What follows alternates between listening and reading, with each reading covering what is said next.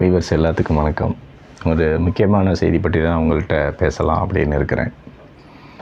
அண்ணல் அம்பேத்கர் சொல்வார், தன்னை விட ஒருவன் உயர்ந்தவன் இருக்கிறான் என்று நினைத்து கொள்வதும், தன்னை விட கீழானவன் ஒருவன் இருக்கிறான் என்று நினைத்து கொள்வதும் ஒருவித மனநோய் என்று குறிப்பிடுவார்.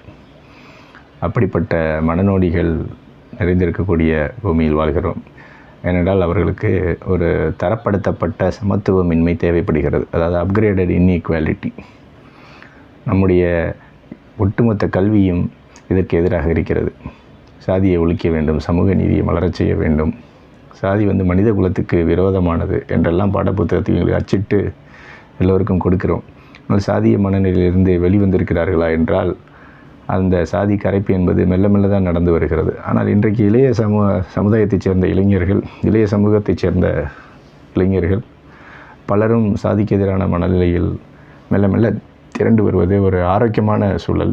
அவர்கள் எல்லோருக்கும் என்னுடைய ராயல் சல்யூட் என்று சொல்வார்கள்ல, அதை நான் கொடுக்க கடமைப்பட்டிருக்கிறேன். அப்படித்தான் புதிய சிந்தனை, பகுத்தறிவு சிந்தனை வளர வேண்டும், புரிந்து கொள்ள வேண்டும்.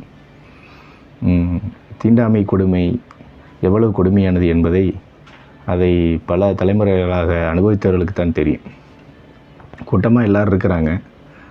அந்த கூட்டத்தில் பலரும் தீண்டாமை கொடுமையை அனுபவித்தது இல்லை. தலைமுறையாக அவங்க தீண்டாமை கொடுமையை அனுபவித்ததில்லை. அந்த கூட்டத்தில் ஒருத்தர் தலைமுறையாக தீண்டாமை கொடுமையை அனுபவித்த ஒருத்தரை பார்த்து நீங்கள் என்ன ஆளுக அப்படின்னு கேட்குறது, அல்லது நீங்கள் என்ன சாதி அப்படின்னு தெரிஞ்சுக்கிற விரும்புகிறது எவ்வளோ பெரிய மன உளைச்சலை தரும் தெரியுமா? எவ்வளோ பெரிய குற்ற உணர்ச்சியை தரும் தெரியுமா?